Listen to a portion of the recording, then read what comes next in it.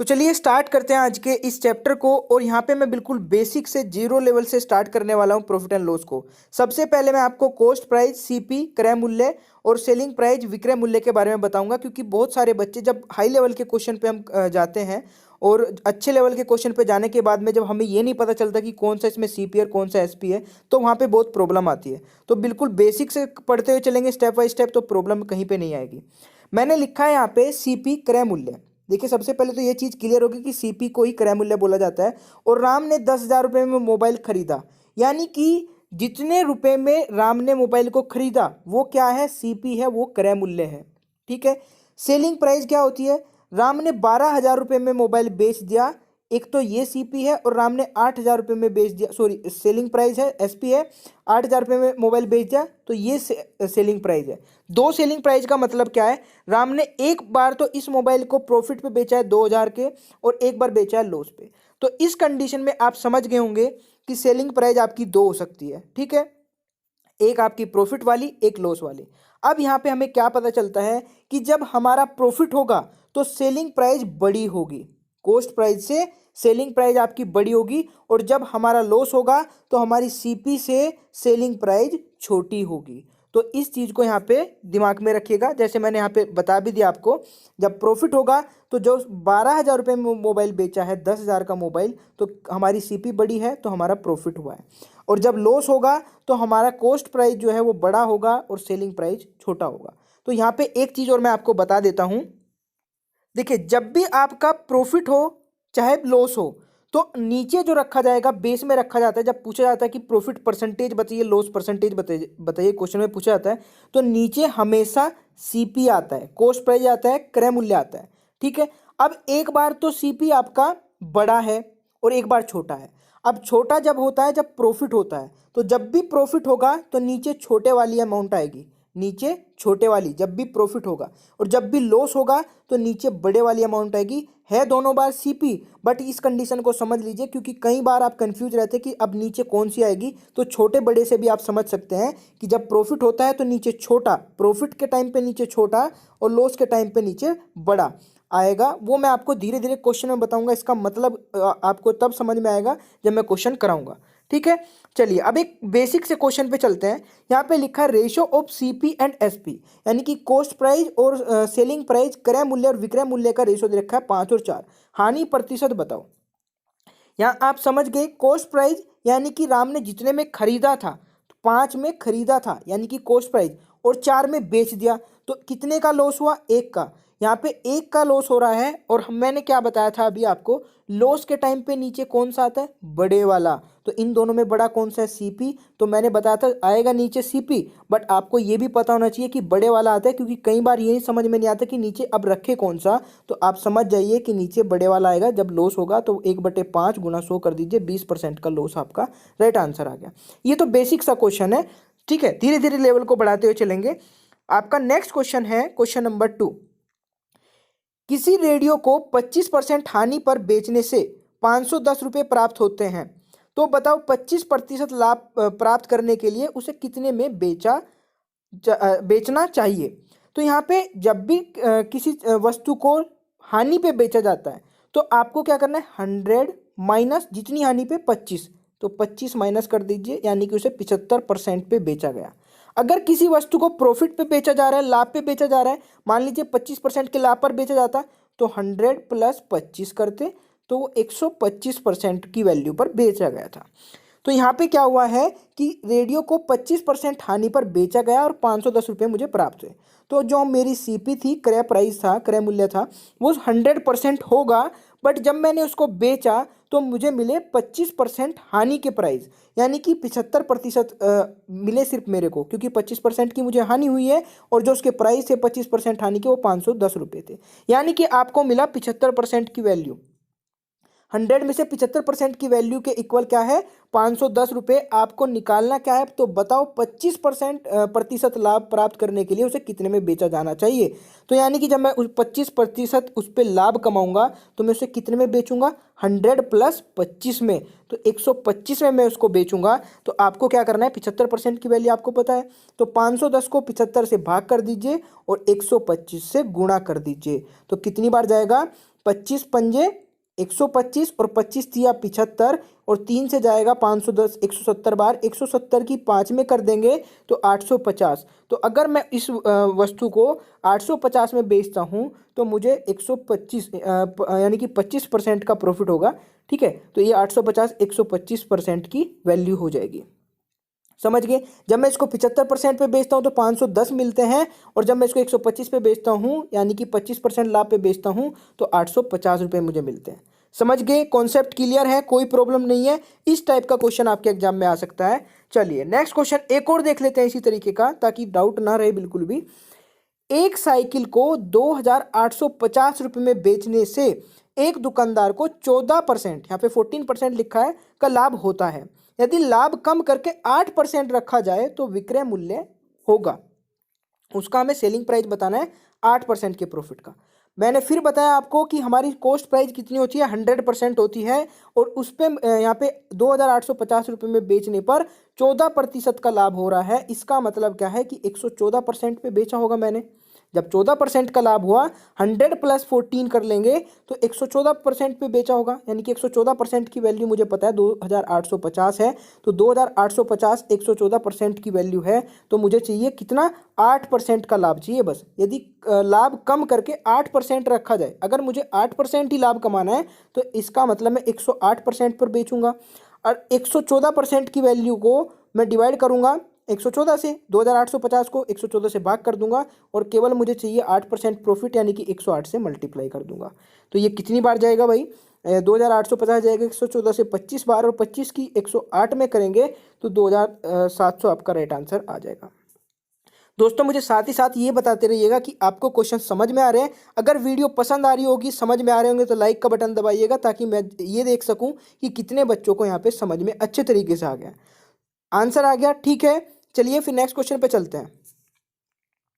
Question number 4 है। देखिए question ये बिल्कुल भी हार्ड नहीं है, बट यहाँ पे कंफ्यूजन रहता है, वो मैं क्लियर कर देता हूँ क्वेश्चन नंबर 4 का।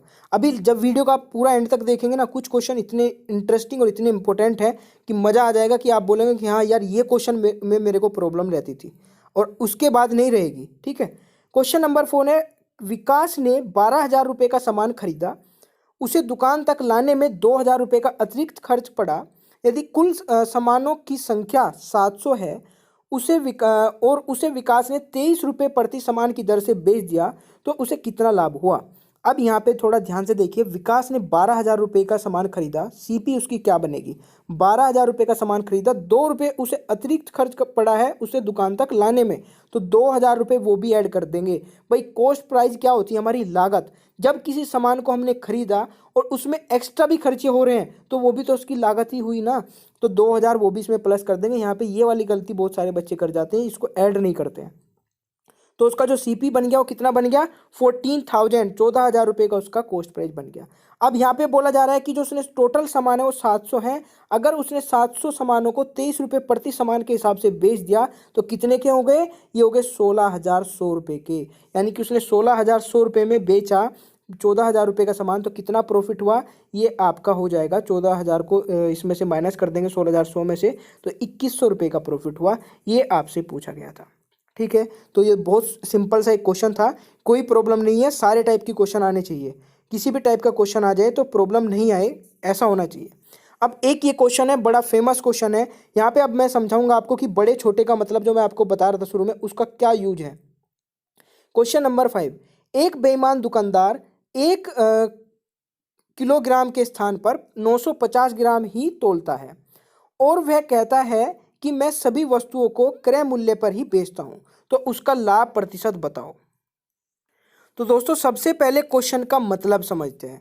क्वेश्चन में बोला जा रहा है कि एक बेईमान दुकानदार है जो कि कुछ मतलब गड़बड़ करके वो 950 ग्राम बेचता है।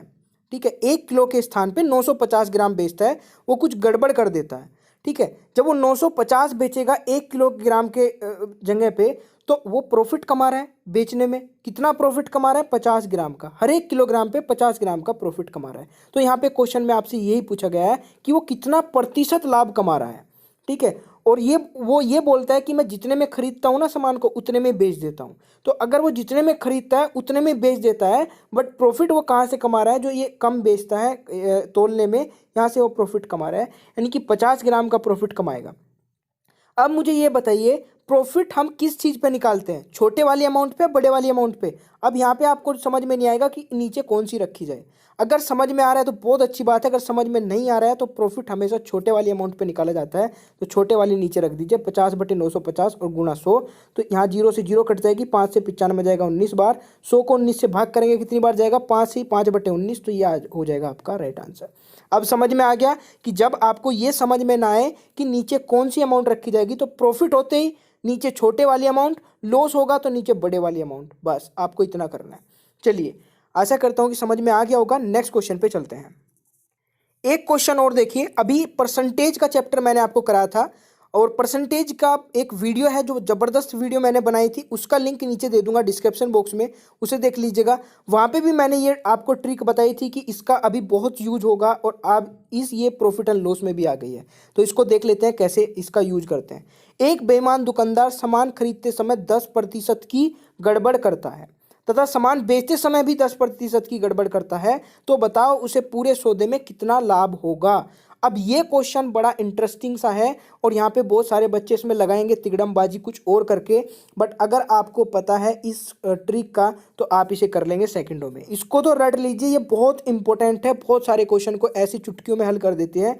यहाँ पे है आपको x + y + x × y upon में 100, आपको इतना पता होना चाहिए। जब भी 2% को 1% बनाना हो, 2% का कंक्लूजन निकालना हो कि उनसे बना क्या है, प्रॉफिट बना, लॉस बना, जो भी पूछा जाए, तो इसको उठा के अप्लाई कर दीजिए। अगर किसी भी क्वेश्चन में सिर्फ 2% दिए ना, कुछ भी नहीं दिया है डाटा, तो आपका ये अप्लाई होगा, और इससे आपको पता चलेगा कि प्रॉफिट हुआ या लॉस हुआ उस क्वेश्चन में। ठीक है, तो यहाँ पे देखिए क्या करना है आपको भाई। जब वो खरीदता है तब भी 10% की गड़बड़ करता है, जब बेचता है 10% की गड़बड़ करता है, यानी कि वो 10% प्रॉफिट तब कमा रहा है, 10% प्रॉफिट अब कमा रहा है। तो यहाँ पे बहुत सारे बच्चे क्या करेंगे, वो 20% प्रॉफिट कमा रहा है, और आपको ऑप्शन में भी मिल जाएगा, बट वो राइट आंसर नहीं होगा। यहाँ पे आपको क्या करना है, 10 + 10, ठीक है, प्लस 10 × 10 अपॉन में 100 आपको करना है। तो 10 + 10 कितना हो जाएगा, 20, और ये 0 से 0 कट जाएगा, 1 की 1 में करेंगे तो 1, तो उसे 21% का प्रॉफिट हो रहा है। ये आपका होगा सही आंसर। ठीक है भाई, आशा करता हूँ कि समझ में आ गया होगा। अगर किसी भी क्वेश्चन में डाउट रहता है तो नीचे कमेंट बॉक्स में टाइप कर दीजिए कि क्वेश्चन नंबर इसमें प्रॉब्लम है, बताइएगा दोबारा से, तो दोबारा से भी बताया जाएगा। चलिए नेक्स्ट क्वेश्चन पे चलते हैं। क्वेश्चन नंबर 7, देखिए ये इतना फेवरेट क्वेश्चन है अलग अलग एग्जाम में। पुलिस का एग्जाम ले लीजिए, एसएससी का एग्जाम ले लीजिए, सभी एग्जाम में क्वेश्चन एक बार आ चुका है। बस थोड़ा सा लो हाई लेवल रहता है, यानी कि ये लो हाई लेवल भी नहीं बोल सकते, मतलब इसी टाइप का क्वेश्चन पूछा जाता है। तो इसमें बोला जा रहा है 4 रुपये में 3 के दर से नींबू खरीद कर 3 में 4 की दर से बेच दिए, तो बताओ हानि प्रतिशत बताओ। तो यहाँ पे देखिए, अब आपको थोड़ा पढ़ने में अजीब सा लगा होगा क्वेश्चन, अब करेंगे कैसे ये तो पता ही नहीं चलेगा। यहाँ पे बोला 4 रुपये में 3 की दर से नींबू खरीद कर 3 में 4 की दर से बेच दिए, तो आपको ज़्यादा क्वेश्चन समझने की जरूरत भी नहीं है।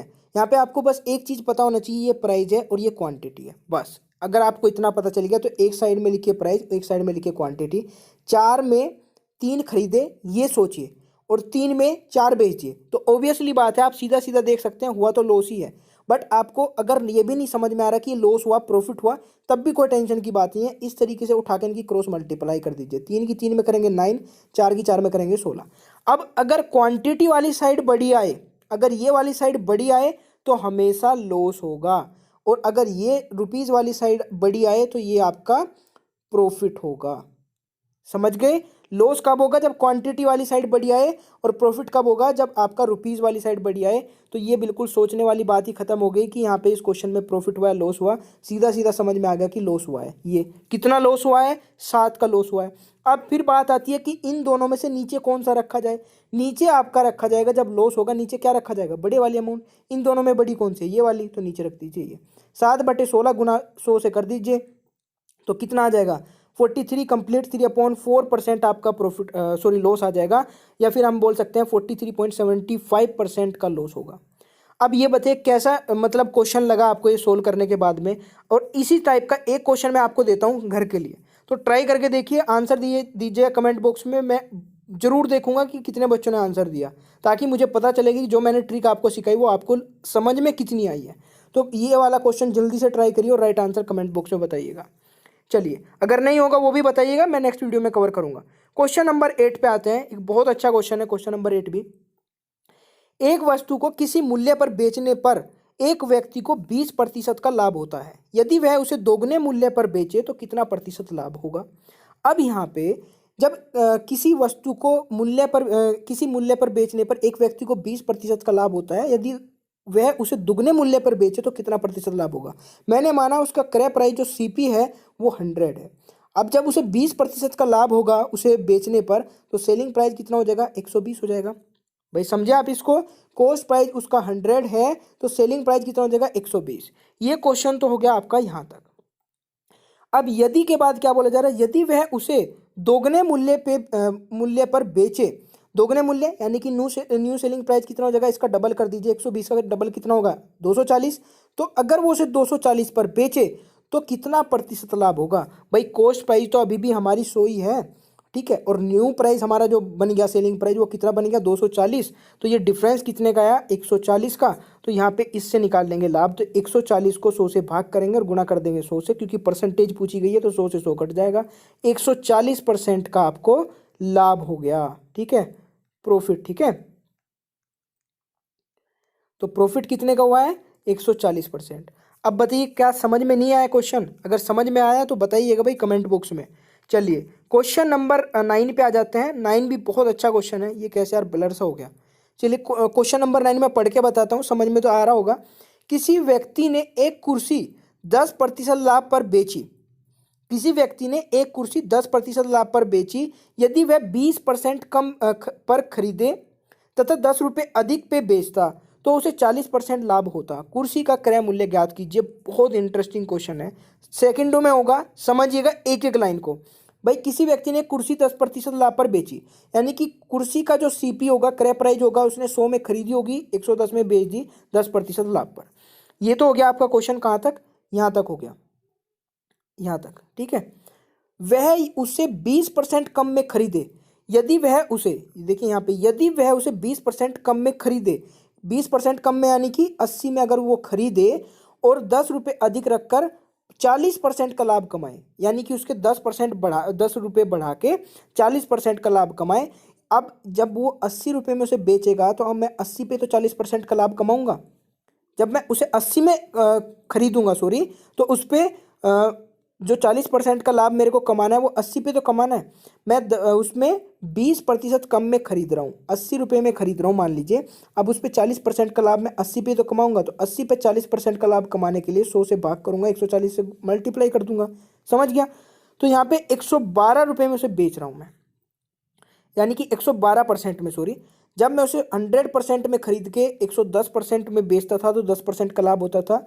जब मैं उसे 80 में खरीद के 112%, 80% में खरीद के 112% में बेचता हूँ तो मुझे कितना, 40% का प्रॉफिट होता है। 80% में खरीदा, 112% में बेचा, 40% का प्रॉफिट हुआ।